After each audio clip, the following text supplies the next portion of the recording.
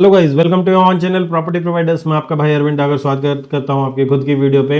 आज हम लोग गुड़गांव की दो चीज़ों के बारे में बात करेंगे। दो बहुत इंपॉर्टेंट फैक्टर्स जो हैं, जो अभी आप लोगों को इम्पैक्ट करने वाले हैं प्रॉपर्टी में, आज उनकी एक बार चर्चा हम लोग करने वाले हैं।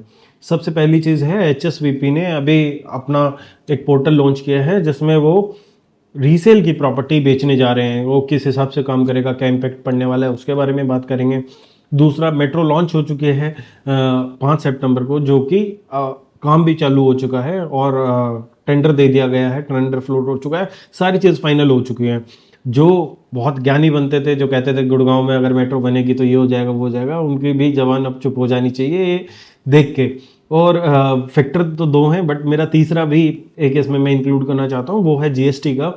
GST में अभी कुछ चीज़ों में कमी आई है, तो उसके कारण क्या इम्पैक्ट पड़ सकता है और क्या बिल्डर अपना प्ले कर सकता है रोल, वो भी हम लोग बात करेंगे। तो मोटे मोटे इन तीन चीज़ों के बारे में बात करेंगे जो इफेक्ट करने वाली है रियल स्टेट को। तो जो सबसे पहली चीज़ है हम लोगों की, सबसे पहला हम लोगों ने बात की थी HSVP की। HSVP में आज के दिन में गवर्नमेंट ने क्या बोला है, गवर्नमेंट ने बोला है कि भाई अगर आप लोग अपनी प्रॉपर्टी को बेचना चाहते हैं और ट्रांजैक्शन करना चाहते हैं फेयरनेस के थ्रू, तो इन लोगों ने एक पोर्टल लॉन्च किया है जिस पे आप अपनी प्रॉपर्टी लिस्ट कर सकते हैं। 10,000 प्लस GST कॉस्ट है, ठीक है। बायर के लिए एक सर्टेन फीस है 25 पैसे की, सेलर के लिए 50 पैसे की फीस है। तो वो आप लोगों को HSVP को चार्जेस देने पड़ेंगे प्लस GST में।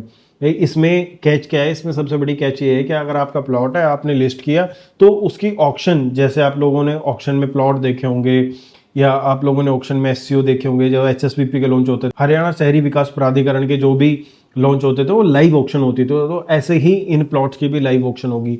अगर कोई भी इंटरेस्टेड है तो वहाँ पे जाके अपना लिस्ट कर सकता है प्रॉपर्टी को। कुछ सर्टेन फीस आप लोगों को देनी पड़ेगी। उस फीस के बाद आप लोगों के प्लॉट लॉन्चिंग में चले जाएंगे, मतलब कि बोली में चले जाएंगे। और बोली कैसे शुरू होगी, जैसे आपने किसी चीज़ के 1,000 रुपये मांगे तो वो 800 रुपये से 80% से उसकी बोली शुरू होगी।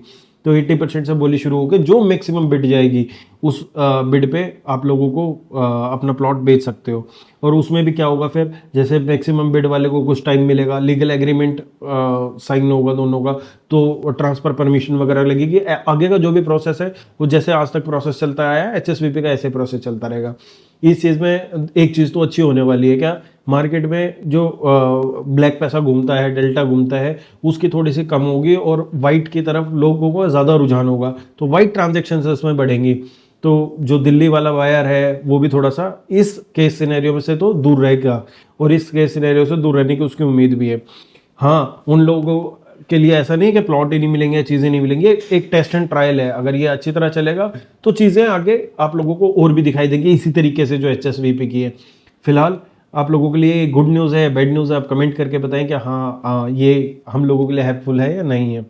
बाकी हर एक आदमी फुल चेक की डील खरीदने में भी कंफर्टेबल नहीं होता है, क्योंकि आगे से जहाँ से भी पैसा मिलता है वो फुल चेक कभी मिलता है कभी नहीं मिलता है। उसमें छुपाने वाली भी बात कोई नहीं है, वो मार्केट में बिल्कुल आमने सामने चीज़ें होती आई हैं और होती रहेंगी। बट बूस्ट इकोनॉमी को ज़रूर मिलेगा, ये बात है। पर बूस्ट कैसे मिलेगा, क्योंकि उससे रेवेन्यू जनरेट होगा, पर रेवेन्यू तो लग ही नहीं रहा, क्योंकि जो रोड्स की हालत है, जो चीज़ें हैं आज के हिसाब से, वो इम्प्रूवमेंट की बहुत ज़्यादा ज़रूरत है। और गवर्नमेंट उस चीज़ में इम्प्रूवमेंट करते हुए, अमल करते हुए बिल्कुल अच्छे तरीके से दिखाई नहीं दे रही है।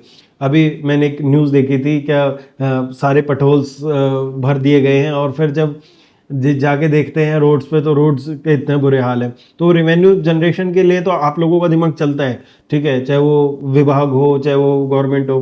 बट जब अथॉरिटीज़ का काम करने का, रोड्स का, ड्रेनेज सिस्टम का बारी आती है, तो वहाँ पे सब लोगों का इधर से उधर हो जाता है। तो आप लोगों के पास सोल्यूशन नहीं कोई होता। जब रेवेन्यू के इतने अच्छे अच्छे सोल्यूशन है तो खर्चे के भी कुछ सोल्यूशन करे जाएँ, जिससे ड्रेनेज सिस्टम और रोड्स, गुड़गांव के एटलीस्ट मेन रोड्स जो आप लोगों के हैं, वो तो कम से कम पे अच्छी तरीके से चीज़ें हों, जो कि GMDA के पास है। इसके बाद अगर हम लोग बात करें तो सेकंड मुद्दा था हमारा मेट्रो का। तो मेट्रो में बहुत से लोग बोल रहे हैं मेट्रो के लिए चीज़ें क्या बहुत फ़र्क नहीं पड़ेगा, पड़ेगा तो क्या पड़ेगा। ये वही लोग बोल रहे हैं जो इस एरिया के आसपास में वर्किंग नहीं है, ठीक है, जिनको फ़र्क नहीं पड़ता। अगर आप लोगों को सुभाष चौक तक मेट्रो आ रही है, अगर सुभाष चौक पे मेट्रो होगी तो सोहना तक का रियल स्टेट पे इससे फ़र्क पड़ेगा। क्यों पड़ेगा? क्योंकि मेट्रो का डिस्टेंस रही 15-20 मिनट, 25 मिनट जाएगा, रही आधा घंटा जाएगा ज़्यादा से ज़्यादा, कि आधे घंटे में आपको मेट्रो पकड़ लिया और आप सीधे दिल्ली। तो आप लोगों को कार की कोई जरूरत नहीं है, और चीज़ों की ज़रूरत नहीं है, तो बिल्कुल फ़र्क पड़ेगा। और सबसे ज़्यादा किस चीज़ पे फ़र्क पड़ेगा? रेंटिंग पे, क्योंकि जहाँ पे मेट्रो आसपास है वहाँ के रेंटल्स ऑलरेडी बहुत अच्छे जाते हैं, और जहाँ पे रेंटल बढ़ेंगे, अगर कोई रेंटल 3% से 4% हो गया तो प्रॉपर्टी की वैल्यू भी अकॉर्डिंगली बढ़ जाती है। तो ऐसा बिल्कुल भी नहीं है कि मेट्रो से कुछ फर्क नहीं पड़ेगा, पर किस किस एरिया में पड़ेगा और कैसे पड़ेगा वो देखने की बात है। जहाँ तक मुझे लगता है sector 9, 9A, sector 37, CD, Subhash Chowk के आसपास, इन एरिया पे थोड़ा ज़्यादा इम्पैक्ट पड़ने की संभावना, और पूरा पास रहेगी मेट्रो, पास होगी मतलब पूरा अच्छी तरह चलेगी, ऑपरेशनल होगी, और सवारी भी बहुत होगी इस रूट पे। तो ऐसे कोई जैसे रैपिड के मामले में आए थे कि घाटे में चल रही थी, वैसे इसमें कोई दिक्कतें मुझे नहीं लगती है आने वाली हैं। अब इसके बाद GST की बात की जाए तो GST में अभी गवर्नमेंट की तरफ से कुछ राहत दी गई है, तो उसके कारण करीबन सीमेंट के रेट में फर्क पड़ा है और चीज़ों में फर्क पड़ा है, तो करीबन 1 से 1.5% का फर्क आया है GST में। पर क्या बिल्डर उसको आप लोगों को पास ऑन करना चाहेगा? मुझे नहीं लगता है, प्रैक्टिकली तो नहीं। बट हाँ, जब लोग आप एग्रीमेंट या बिल्डर वायर एग्रीमेंट कुछ भी साइन करने जाते हैं या पेपर्स होते हैं, उसमें ये क्लोज एक ज़रूर होता है क्या, अगर वैल्यू एप्रिशिएट होगी तो आपको देना पड़ेगा। बट डेप्रिशिएशन के चक्कर में GST कम हुआ, उसके चक्कर में क्या होगा? मुझे नहीं लगता है वैल्यू कम होगी।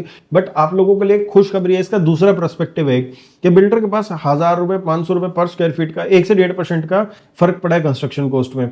तो वो जो 1 से 1.5% है वो आपकी वैल्यू में एडजस्ट करके आपको कहीं ना कहीं दिखा सकता है, और अपनी चीज जल्दी बेचने के लिए वो 1-1.5% वैल्यू को थोड़ा बहुत कम करके और फिर आप लोगों को दे सकता है। वो जरूर हो सकता है, बट अब ये देखना होगा कि कितना आप लोगों के लिए मीनिंगफुल रहेगा और कितना आप लोगों को वो पास बैक दे सकता है, क्या कितने आपको लीवरेज दे सकता है पेमेंट। और ये तीनों इश्यूज इक्वली इंपॉर्टेंट है। इक्वली इसलिए इंपॉर्टेंट है क्योंकि इसमें प्लॉट भी इतना ही इंपॉर्टेंट है। अगर प्लॉट में आप लोगों को तेजी देखने को मिलती है तो उसका कारण भी मेट्रो रहने वाला है। मेट्रो के साथ साथ ये हरियाणा विकास प्राधिकरण की जो पॉलिसी है, ठीक है, इसकी वजह से आप लोगों को वाइड ट्रांजैक्शन ज्यादा होते हुए दिखाई देंगी, तो रिवेन्यू जनरेट होता हुआ दिखाई देगा। साथ साथ में GST का भी बहुत ही बड़ा इंपैक्ट है। तो तीनों चीजें आप लोगों को बिल्कुल सोच समझ के और देख के ही काम करना है। तो 3 मेन फैक्टर्स हैं जिससे मार्केट इन्फ्लुएंस होती है और मार्केट इन्फ्लुएंस होती रहेगी। बाकी आप लोगों को पता होगा काफ़ी डेवलपर्स अपने कुछ नए प्रोजेक्ट भी लेके आ रहे हैं। अब उसमें भी देखना होगा कि GST का क्या इम्पैक्ट पड़ेगा, क्या नहीं पड़ेगा। और जो मेट्रो के आसपास कोई प्रोजेक्ट आ रहे हैं या अब लॉन्च होंगे, क्या उनका स्पेशल मेट्रो की वजह से कुछ 1000-1500 रुपये पर स्क्वायर फीट वो ज़्यादा चार्ज करेंगे या सेम रेट में अपने प्रोजेक्ट को लिक्विडेट करेंगे। क्योंकि आज की डेट में जहाँ पे रेट कम होता है वहाँ पे आदमी को ट्रस्ट नहीं बन पा रहा कि बिल्डर डिलीवर करेगा या नहीं करेगा, और जहाँ पे रेट ज़्यादा होता है तो उसको ये कह के टाल दिया जाता है कि आप लोगों को ओवर रेट है, इसमें अप्रिशिएशन नहीं मिलेगा। हालांकि रियल स्टेट लॉन्ग टर्म वालों के लिए हमेशा अच्छी तरह काम करता है, उसमें कोई दोहराया ही नहीं है और करता भी रहेगा। बट मुझे यही लगता है, मेरा आज का टेक यही है कि तीनों चीज़ों को मद्देनजर रखते हुए आप लोगों को अपनी इन्वेस्टमेंट सोच समझ के और ध्यान से करनी होगी। बाकी आप लोगों को कोई भी कंसल्टेंसी चाहिए हो तो मेरा व्हाट्सएप नंबर नीचे डिस्क्रिप्शन में दिया हुआ है। बाकी डिटेल्स के लिए आप मुझे व्हाट्सएप पे बात कर सकते हैं। मिलते रहेंगे अगले वीडियोस पे। धन्यवाद। चैनल को सब्सक्राइब और अपना प्यार बनाए रखें।